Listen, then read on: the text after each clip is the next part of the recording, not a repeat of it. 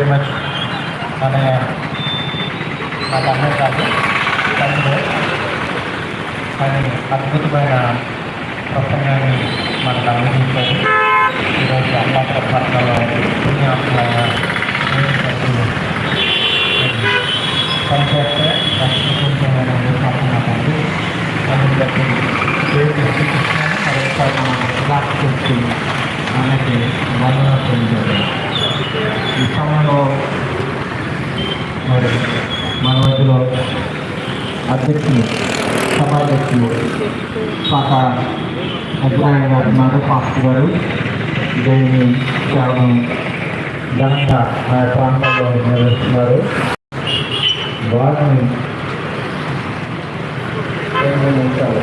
వారు జీవించిన తర్వాత మరి మన మధ్యలో ముఖ్య అతిథి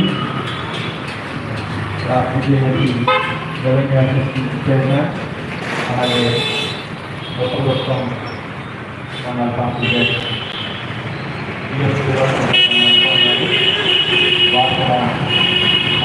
తెలియజేస్తారు. అలాగే చుట్టుపక్కల ఉన్నారు మాట్లాడాలి. అది సిమెంట్ మాట్లాడాలి.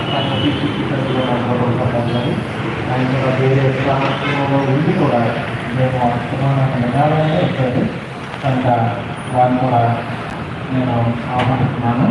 వారిని కూడా వచ్చి తెలియజేయండి. అలాగే మన టెక్నాలజీ మినిస్టర్ అలాగే అధ్యక్షులు వారు కూడా చేసినట్లయితే వారు కూడా తెలియజేస్తారు. దాని విషయంలో మరి సభాధ్యక్షులు కాకా ఇజ్రాయిల్ గారిని 2 నిమిషాలు తెలియజేసిన కోరుతున్నాం. తర్వాత పేదవారికి మన కార్యక్రమం కన్నా పేదవారికి మనం మన యొక్క క్రిస్మస్ గిఫ్ట్ని అందిద్దాం ఏదో ఒక రూపంలో. ఆ తర్వాత పాస్టర్ గారు 1 minute వారి గ్రీటింగ్స్ తెలియజేసిన తర్వాత వారికి కూడా ఏదో ఒక మన టీసీవై తరఫున చిన్న డైరీని వారికి అందజేద్దాం. 1 by 1 త్వరగా ముగించుకుని దేవుని ఆశీర్వాదంతో మరలా మనం వెళ్దాం. దేవునికి స్తోత్రము కలుగును గాక. పౌలు యొక్క క్రిస్టియన్ యొక్క యూత్ వారికి అందరికీ నా ప్రత్యేక వందనాలు. ప్రజలందరికీ కూడా వర్తమానించిన దైవ సేవకులు కూడా నా ప్రత్యేక వందనాలు. దేవుని యొక్క సన్నిధిలో దేవుడు లోకములకు ఎందుకు ఇచ్చాడో దైవ సేవకులు చాలా వివరంగా మనకి తెలియపరిచారు. దేవుని యొక్క మాట ప్రతి వారిని బ్రతికిస్తుందనే యొక్క నమ్మకం మనకు ఉంది. అందుకనే మానవుడు అపరాధము చేత పాపము చేత చచ్చి ఉన్నాడు కనుక మానవుడు మరలా దేవుని వాక్యము చేతనే బ్రతకాలి.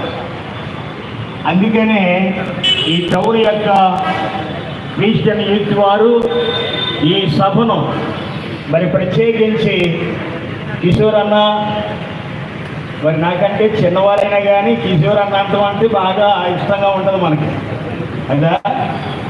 అలాగా వారి కుటుంబానికి అలాగే మనకి ఇందాక రోలాల్ గారి గురించి మనం ప్రత్యేకించి జ్ఞాపకం చేసుకుంటూ వారు కన్నుల్లో వారి దుఃఖాన్ని మనం చూసాం.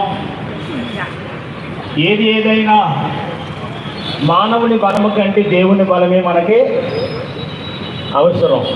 దేవుని బలం మీకు ఎప్పుడు తోడుగా ఉంటుంది. హల్లెలూయా. చూడండి, పరిశుద్ధ గ్రంథములో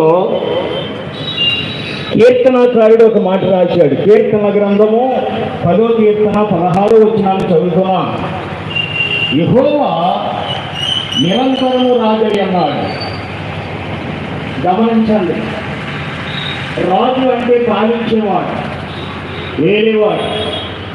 ఆయన మనకు అందరికీ కాపురై ఉన్నాడు. ఎందుకనంటే ఆయన రాజుగా ఈ లోకమునకు వచ్చి ఉన్నాడని పరిశుద్ధ గ్రంథములో జ్ఞానులు మనకి తెలియపరిచారు. మత్తయి శుభవార్తలో